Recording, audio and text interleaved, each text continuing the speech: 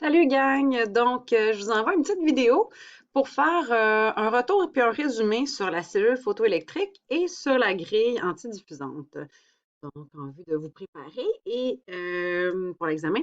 De plus, je vais vous envoyer aussi un questionnaire form pour une petite auto-évaluation pour vous outiller un petit peu plus dans la révision, puis peut-être vous encadrer. Donc, puis avant de débuter le petit retour, je voulais vous dire que je le sais, que je suis différente des autres enseignantes et que j'utilise pas les mêmes méthodes. Vous êtes habitués dans un certain système depuis plusieurs années d'une certaine façon. Et puis, j'arrive avec des techniques différentes.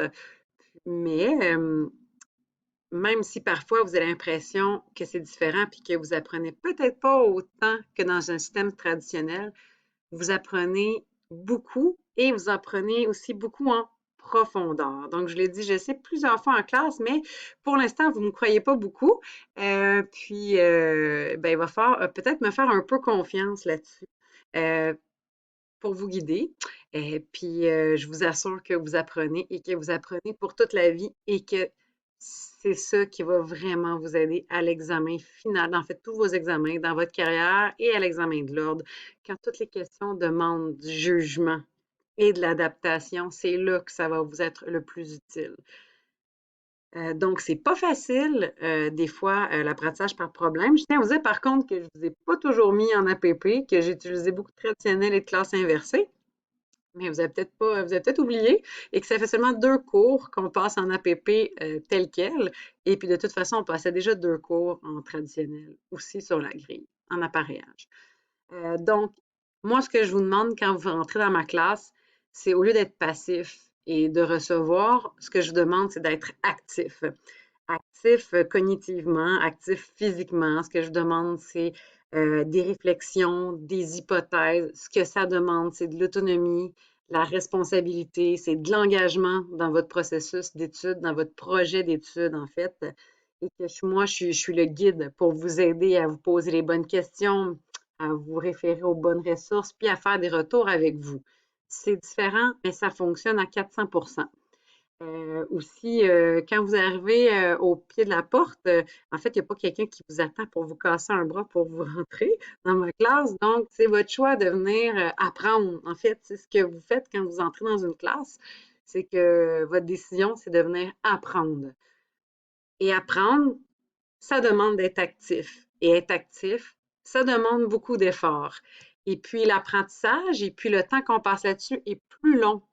Mais au final, il est vraiment plus en profondeur et acquis, cristallisé pour le restant de votre parcours. Et ça va être non seulement, pas juste une connaissance, mais ça va être une réflexion des réflexes que vous allez avoir acquis, que vous allez être capable de transposer dans plusieurs cours et dans toutes sortes de situations, et également en stage et en situations complexes et authentiques, et éventuellement dans votre carrière. Donc, quand vous décidez de venir, c'est parce que ça va vous demander un engagement. Il faut être prêt à le faire. Donc, oui, c'est différent. Je comprends les difficultés pour vous aider. C'est pour ça que je comprends que vous avez besoin peut-être plus d'outils de retour et d'encadrement et je suis là pour ça. Je suis là pour les générer, pour vous faire pratiquer et surtout, je tiens à dire que j'ai des disponibilités et une messagerie Mio et que pour l'instant, en 7 semaines de session, il y a seulement une personne qui est venue me voir et une personne qui m'a écrit. Donc, quand je parle d'engagement, ça veut aussi dire que si vous avez des questions, que vous avez besoin d'aide, il faut lever la main, il faut se montrer présent, il faut venir me voir, il faut m'en informer, que je puisse vous aider là-dedans, puis peut-être penser à des nouvelles choses. Donc, ceci étant dit, je vais me passer de petits commentaires que vous pourriez peut-être émettre en classe, que j'entends un peu partout, parce que je crois que je vous respecte. Ma foi, je pense, et si ce n'est pas le cas, venez me voir et je vais m'en excuser, deux, je vais modifier mon comportement, mais je pense être vraiment toujours respectueuse envers vous et que au début de la session, je vous en ai demandé autant. Donc, c'est sûr que ça frôle une certaine limite, même que ça la dépasse quand vous émettez ces petits commentaires-là et qu'à l'avenir, vous pouvez penser ce que vous voulez, mais vous ne pouvez pas toujours dire ce que vous pensez, surtout dans un contexte qu'on est en scène, un contexte professionnel, donc il faut faire attention. Donc, ceci étant dit, retour maintenant sur la cellule photoélectrique. Somme toute, la cellule, c'est un procédé assez simple. Ce qu'elle fait, c'est une chambre d'ionisation qui est placée toujours entre le récepteur et la grille. Pourquoi qu'elle existe? C'est pour nous aider à mieux choisir les MAS en fonction des différentes dimensions des patients pour les régions thoraco-abdominaux-pelviennes. Donc, tout ce qui est extrémité supérieure et inférieure, incluant la pédiatrie, on exclut la cellule. C'est une première chose. Donc, cette cellule, elle est placée en arrière de la grille et par-dessus le récepteur pour être vraiment très efficace et puis détecter la bonne quantité que ça va prendre pour avoir une densité exemplaire. Donc, cellule photoélectrique, pose-mètre ou commande d'exposition automatique, ce sont tous des synonymes. Elle fonctionne toujours bien, soit dit en passant. Si le résultat n'est pas bon, c'est qu'on n'a pas mis la bonne structure au-dessus d'elle ou on n'a pas modifié le seuil de référence qui était préprogrammé. Juste vous souvenir que quand on choisit le menu d'exposition, ça signifie à notre cellule quel seuil de référence on va devoir atteindre et puis elle va toujours stopper au même seuil de référence. Donc, si on lui met la bonne structure au-dessus d'elle, elle devrait toujours bien fonctionner. Donc, si on met une hanche quand c'est pour une hanche, c'est parfait. Une colonne avec une cellule centrale, c'est parfait. Cependant, si vous mettez une prothèse, ça vient de la fausser. Ou si vous mettez une pathologie soustractive, ça pourrait venir la fausser également. Parce que si on y met une structure qui est très absorbante au-dessus d'elle, ça va prendre plus de temps avant que la cellule commence à être ionisée, si on veut, et à commencer à accumuler un certain voltage de référence jusqu'à un certain voltage de référence. Donc, l'exposition dure plus longtemps. Même chose que si on y met des tumeurs au-dessus d'elle au lieu d'un os, la radiation traverse plus rapidement et puis le seuil de référence est atteint aussi très rapidement et stoppe le générateur. Donc, c'est ça qui fait en sorte que ça ne donne pas toujours des bonnes expositions. Elle fonctionne toujours bien, tout dépend de ce qu'on lui met au-dessus d'elle.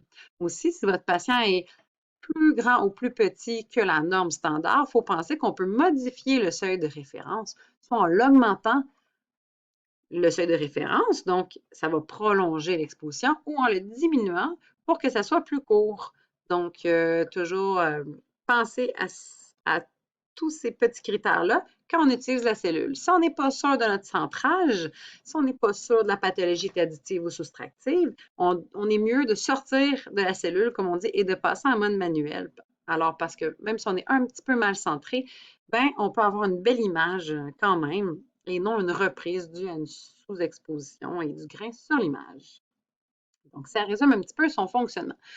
Pourquoi bien qu'elle peut être au-dessus du récepteur? C'est parce que la cellule est radiotransparente. Donc, en la mettant au-dessus du récepteur, c'est vraiment la meilleure place et en dessous de la grille parce qu'on veut avoir vraiment ce qui va atteindre le récepteur exactement et non prolonger inutilement ou raccourcir inutilement. L'exposition. Donc, elle a un rôle de détection, comparer et stop. Le générateur. Comme je vous ai dit, son fonctionnement est assez simple. Maintenant, il reste à choisir la bonne cellule, les latérales, la centrale, choisir le bon seuil de référence. Est-ce qu'on reste dans le standard, on l'augmente ou on diminue? Et est-ce qu'on est dans le bon menu d'exposition? Ça a aussi une grande influence sur le seuil de référence qui va être choisi à ce moment-là. Donc, ça fait un peu le tour de la cellule, le fonctionnement de la chambre plus exactement, c'est que du gaz à l'intérieur. Ici, il y a des électrodes plus-moins.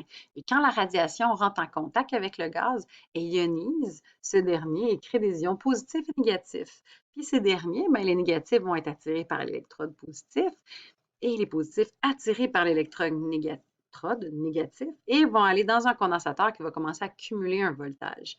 Et bien là, lui, il va stopper quand il va avoir atteint le seuil de référence qui était préprogrammé. Donc, tout ça est fait avant, bien sûr, à l'installation de la salle et nous, on a juste à travailler par la suite comme ça.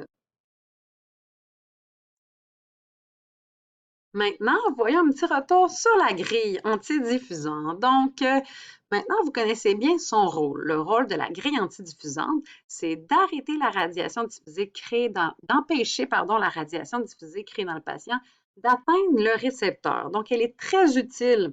Elle augmente la qualité diagnostique de l'image parce qu'elle augmente le contraste. Elle diminue la radiation diffusée qui atteint le film, donc l'échelle de grille est plus courte, on a un meilleur contraste et donc une meilleure définition.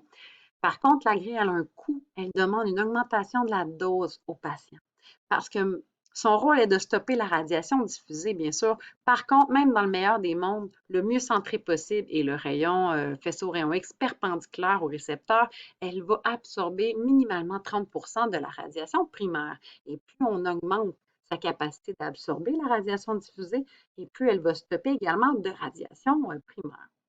Donc, c'est pour ça que quand on choisit une grille, pour son efficacité, il faut se questionner.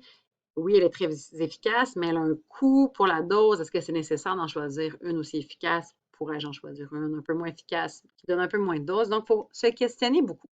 Donc, vous voyez ici que notre grille, nous, on dit qu'elle est focalisée parce qu'au centre, les lamelles sont bien droites, mais que ça suit notre faisceau conique, les lamelles sont obliquées. Ces lamelles-là sont obliquées dans un angle donné. Et puis, ben, pour que notre radiation primaire passe le plus possible entre les lamelles, il faut respecter une distance de focalisation. Ce qui veut dire que la grille, quand on l'achète, il y a une distance recommandée pour travailler avec elle qui est inscrite sur la grille et c'est inscrit distance de focalisation. Donc, si c'est marqué 120 cm, on travaille à 120 cm. Et si on descend en bas de ça, il va y avoir beaucoup d'absorption de la radiation primaire dans les lamelles de plomb. Donc, les lamelles de plomb vont être visibles sur l'image et on va avoir une sous-exposition. Et si on dépasse, c'est un peu moins pire. Sachez que si vous devez tricher sur une distance de focalisation, il vaut mieux toujours être plus haut que plus bas, mais idéalement, la bonne distance de focalisation pour que le moins d'absorption de radiation primaire possible.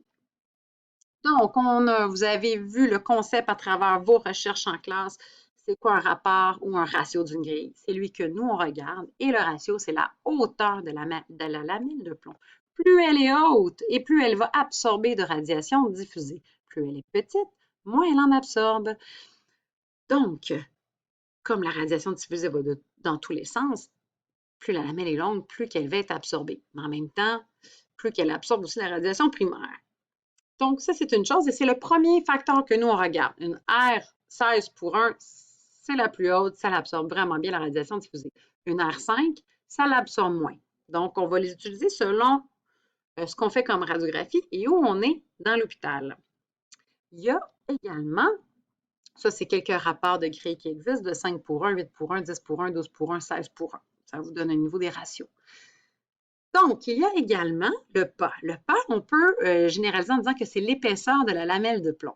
Plus le N, le pas est élevé, plus la lamelle est mince. Et plus le pas est faible, plus la lamelle est épaisse. Et donc, elle absorbe plus la radiation diffusée. Pourquoi je choisirais un N élevé?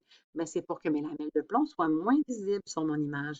Quand que je suis à l'étage, quand ma cassette grille fixe est dans un lit, puis que ma cassette est croche et que mon rayon ne sera pas perpendiculaire à ma cassette et que mon centrage au centre de ma grille, ben, c'est à l'œil parce qu'il faut être vraiment bien centré au centre. Si on veut que notre rayon passe bien au centre quand il est droit puis qu'il suive la focalisation. Donc, c'est plus difficile à l'étage d'utiliser une R16 qu'une 5 pour 1. Donc, il faut penser à ça. Est-ce que je vais avoir juste des lignes de grille sur mon image ou je veux avoir une image?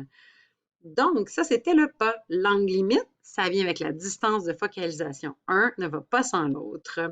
Et plus le contenu d'une grille en plomb est élevé, bien, plus qu'elle va absorber la radiation diffusée. Par contre, nous, au Canada, on utilise très peu le contenu en plomb.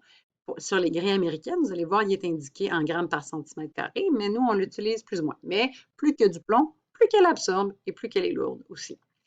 Donc, n'oubliez pas qu'une grille mobile, c'est celle qu'on a dans nos salles, dans le tiroir Potter-Bokeh et qu'elle bouge pendant l'exposition pour nous permettre d'effacer les lignes de grille. Ça utilise le flou cinétique. Et puis la grille fixe, c'est celle qu'on prend quand on s'en va à l'étage et qu'on met sur notre cassette. Elle ne bouge pas pendant l'exposition. Donc, c'était un petit retour. Je vais vous poser quelques questions sur forme et on se revoit bientôt. Gênez-vous pas, écrivez-moi. Et puis, si j'ai d'autres idées pour vous encadrer, bien, ça se peut que je vous bombarde de quelques trucs encore d'ici la semaine prochaine. Donc, bonne fin de journée!